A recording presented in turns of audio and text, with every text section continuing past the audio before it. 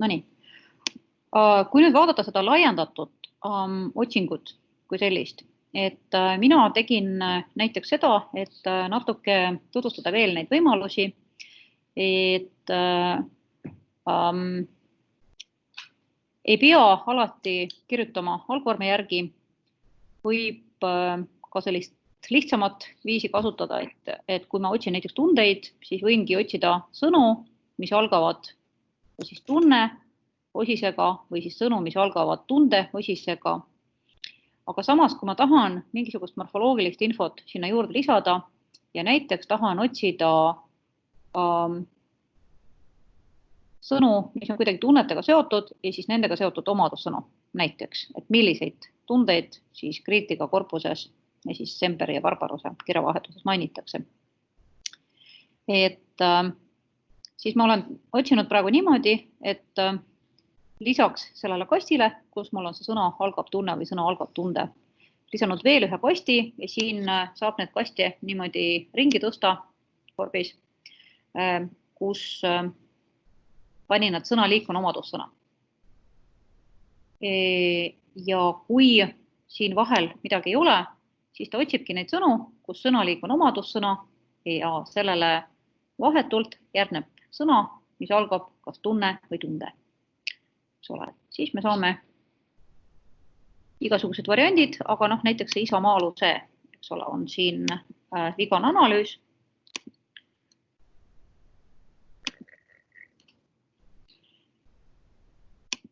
Aga lisaks sellele vigasele analüüsile saame päris palju ka õigeid analüüse. Ja ma arvan, et see on üks kindlasti levinud viis, kuidas mingisugused epiteete otsida korpustes.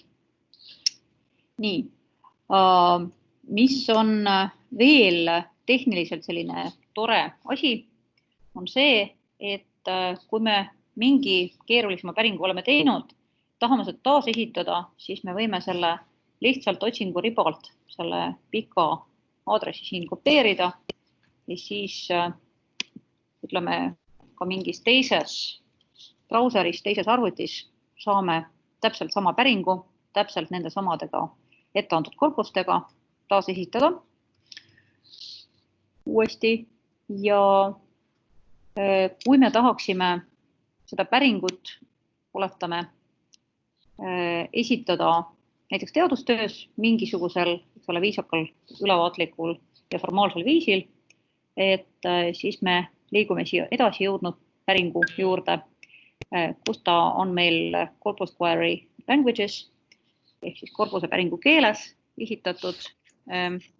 Kui seda keelt tunda, siis võib seda siin ka modifitseerida, kohandatud aknas. Ja kui seda keelt ei tunne, siis otsin hoopis substantiive, mitte adjektiive näiteks, eks ole, ja kordan otsingut. Ja kui keelt ei tunne, siis võib lihtsalt sellest nii palju kasu lõigata, et seda siis kasutada oma päringu esitamisena teadustöös. Nii. Mida me veel oleme otsinud Semperi ja Barbaruse kirjavahetusest? Igasuguseid naljakaid asju, et jumalad ja kuradid näiteks, kuidas nad kasutavad. Ja siin ma panin statistika algvormi pealt kokku ja autori pealt kokku, kes autor on. Nii, siin on näha, et nii Semper kui Barbaros kasutavad seda jumalat päris palju, aga Semper oluliselt rohkem. Ja kui nüüd vaadata näiteks Barbaruse kuradeid, siis Barbaruse kuradid, võin siin kiiresti seda päringut modifitseerida ja panna, et algvorm on kurat ja autor on Barbaros.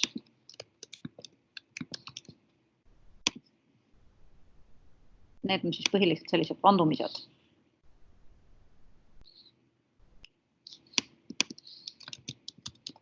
Kui Semperit autoriks paneme, siis minu arust üks on selline intensiivistav väljend kuradikena ja muidu on auahnuse kurat, selle kirjeldav väljend on tal siin. Me oleme Mariniga vaadanud Semper Barbaruse puhul näiteks seda, kui palju kasutavad autorid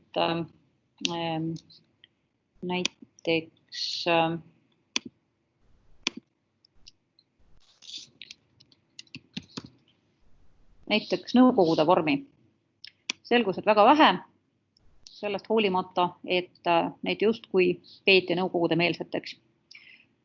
Ja need mõlemad juhud, kus seda nõukogude sõna kasutatakse, pigem seotud sellega, et siin on mingisugune selline mõõtühik, eks ole, nõukogude tempo, nõukogude ruumimeeter.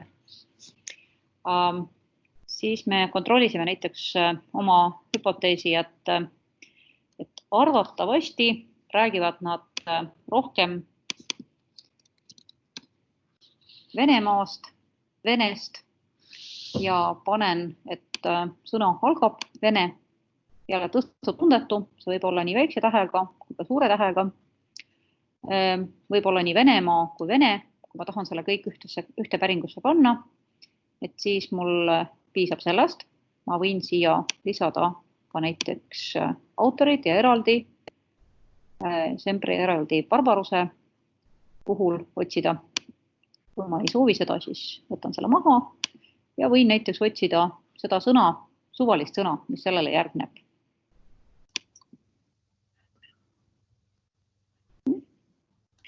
Ja näiteks vaadata statistikas algvormi alusel, eks, võtan selle autori praegu maha. Nii, Aarne Merilal on küsimus. Jep. Ma tahtsin lihtsalt küsida, et pange kommunism sinna. Kuidas? Pange kommunism. Paneme kommunism sinna, jah. Mida nad räägivad, sest jah? Just.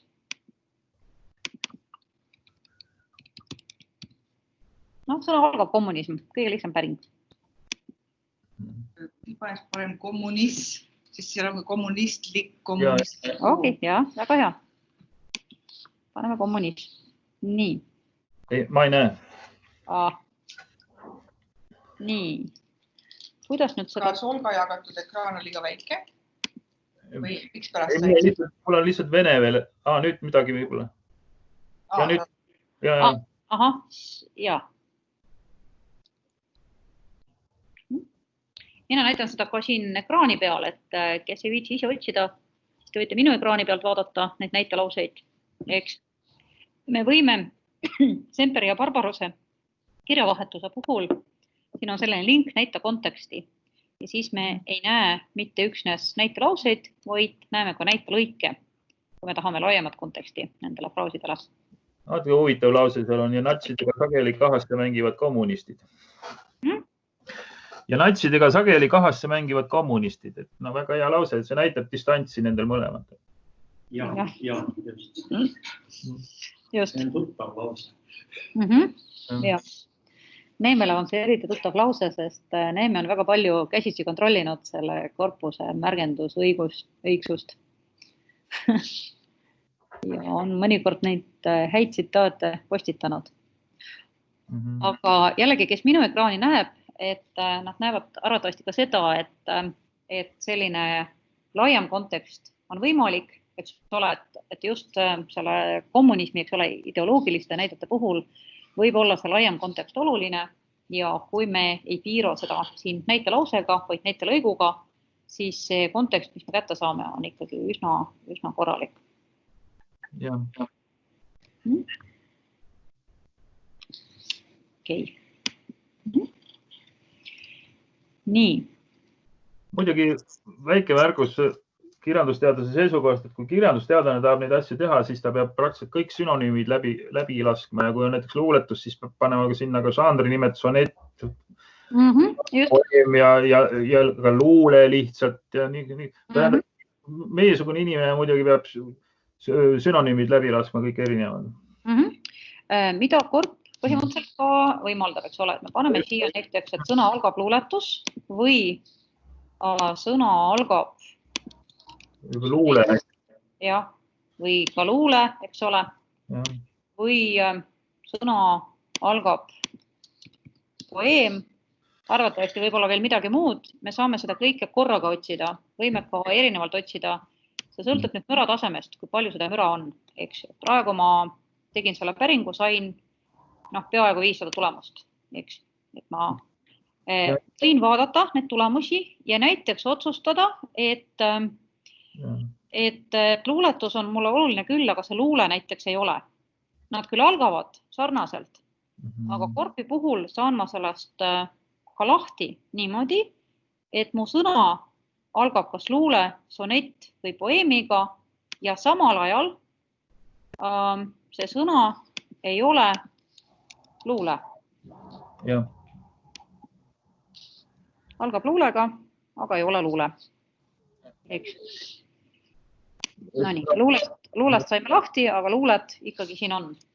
Nii et põhimõtteliselt, kui ma tahaks sellest nüüd täiesti lahti saada, siis ma panekski, et algvorm on luuletus,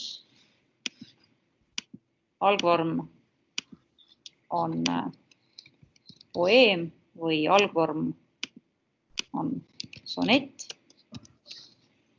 eks ole, ja siis ta annab mulle kõige puhtama tulemuse. Ja. Aga ka siis, kui ma mingisuguste näidetega rahul ei ole, siis ma võin need välistada näiteks sellest.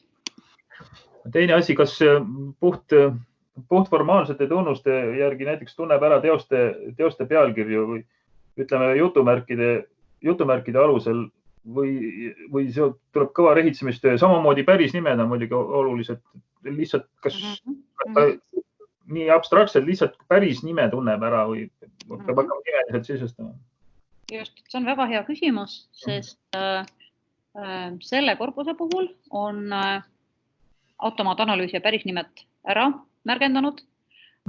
Muidugi mõningate klauslitega, sest kui ta üritab neid päris formaalselt määrata, eks ole, et ma võingi kohe panna, et sõnaliik on päris nimi, eks. See on väga hea teada.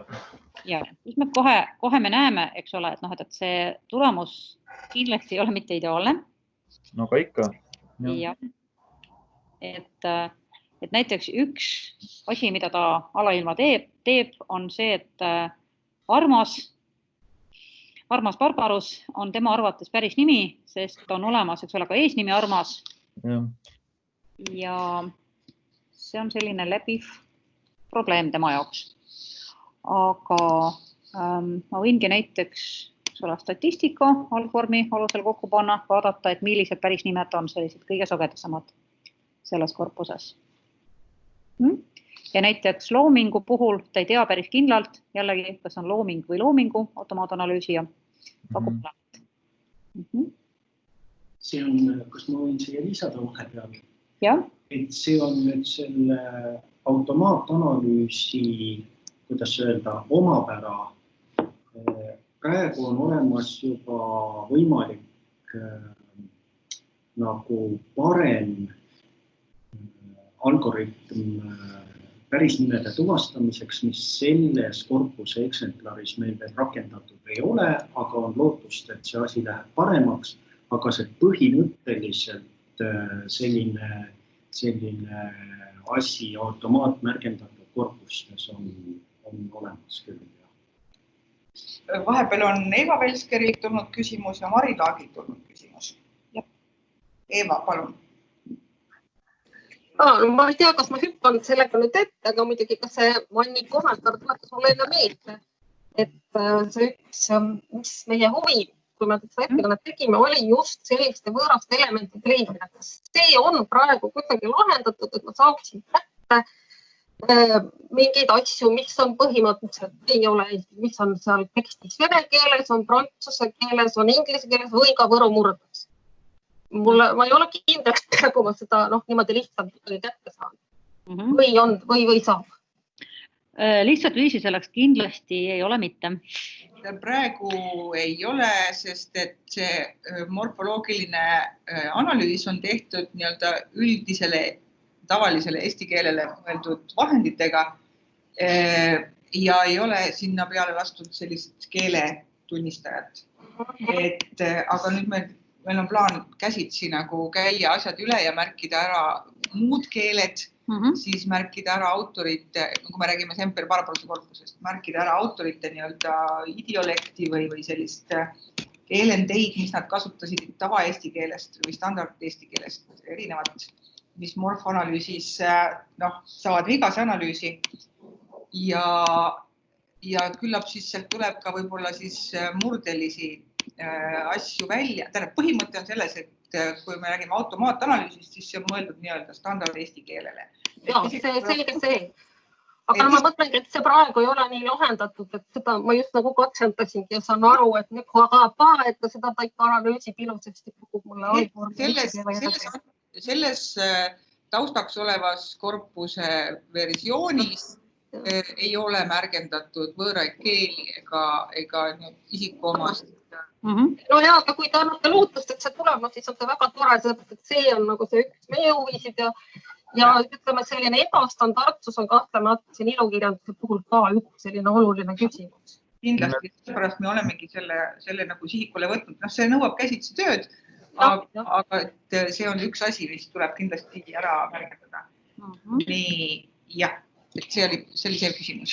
Ja ma selle küsimuse juurde ma kommenteerin nüüd, eks ole, et näiteks inglise keelt, saksa keelt, prantsuse keelt on väga keeruline praegu tuvastada sellest tekstist, aga vene keelt on võimalik tuvastada küll, sest vene keel on teistmoodi kirjaviisiga. Kuidas ma seda nüüd tegin, on see, et ma tegin sellise päringu, kus sõna sisaldab ja see on siis see, et ma panin siia praegu, ei pannud siia eesti A-d, vaid panin kirillitsa A-d, eks ole. Sõna sisaldab kirillitsa A-d või sõna sisaldab kirillitsa O-d, sõna sisaldab kirillitsa S-i, R-i või E-d. Ülekavaldamise meetod. See on selline ülekavaldamise meetod, aga sellest nagu näha on abi, sest korp on leidnud siit tulemusi küll. Ja venekeelsed tulemused saab näiteks niimoodi kätte praegu.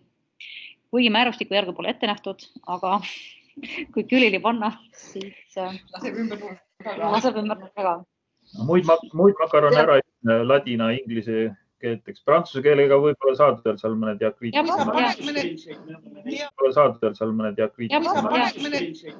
diakriitikuid sisse, aga siis kui juhtumisi prantsuse keeles sõnast diakriitikuid ei esine, siis sa ei saa seda kätte.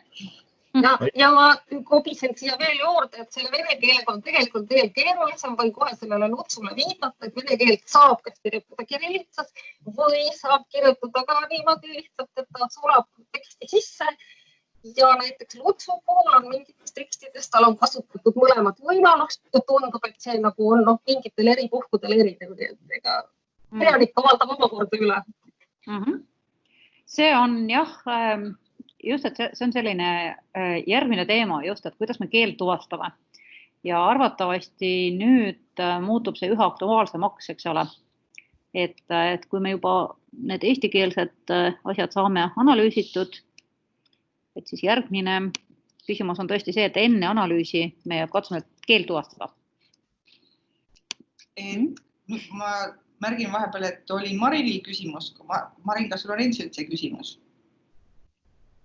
Või teeb käe tõst? Ei, ma kasutasin seda rääkimise kohta, et mul paluti edasi anda. Siin olid mõned kriitikud, tegevkriitikud, doktorandid, kes ei saanud täna tulla, aga nad palusid öelda, et just eriti oluline on nimede otsimisvõimalus. Kohta, et see oli üks selline kriitika korpuses. Teine asi selle kõrval on ka teoste nimed ja sellega on ilmselt raske. Sellega on ilmselt raske. Just. Sellega on ilmselt raske. Põhimõtteliselt, et tunneks ära erinevad pealkirjad. No kirjanduses on siiamaani on see veel komme, eks ole, nime poetamine, tsitaadi poetamine, võõrkeelse tsitaadi poetamine, teoste poetamine. See on üsna tugev niisugune kirjandusliku teksti tunnus ja kõigiga sellega siis ei saa tegela, et milline dünaamika on olnud. Ma tegin praegu sellist katsetust, ma ei ole pealkirju ise otsinud, aga tegin praegu sellist katsetust, et ma otsisin suvalist sõna, mis järgneb jutumärkidele. Ja see ei ole mul eriti õnnestunud, sest otse loomulikult on siin tsitaate palju. Aga põhimõtteliselt jutumärgid me saame siit kätte. Nii. Ühesõnaga, peaks mõtlema, kuidas seda esitada, et lihtsalt viisi paraku selleks ei ole. Aga no vot, otsisin lihtsalt, eks ole, jutumärke ja need tulemusi on tuhatkond, eks ole. Ja nagu ma näen, on siin ikkagi päris mitu pealkirja sees, eks ju. Looming, siis on üks prantsuse keeles antoloogia. Ma kahjuks ei oska prantsuse keeles lugeda. Kohtupäev, väikeselised laulud, Puhtevirra, sündmusteta suvi, punane ja must.